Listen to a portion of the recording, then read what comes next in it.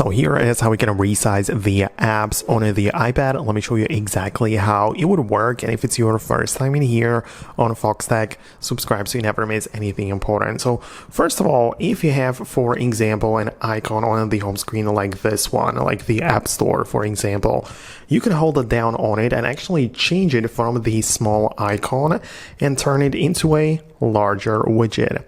This is not really an app icon anymore, it's a widget, but that's how we can change the sizes, right? You can make it like larger like this, or even turn it into the largest one available. So that's how we can kind of like change the size of the App Store icon in particular, and also make it come back to the normal size.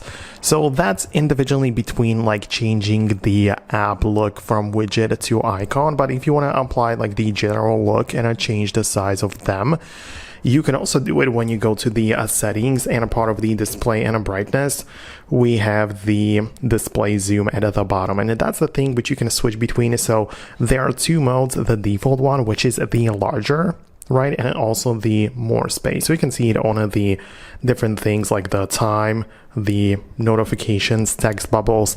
It also all really just changes size, but most importantly the app icons too. So if you want to make things smaller, you can switch to the more space, and if you are in here and you want to bump up the size, this is where you can switch back to the default mode.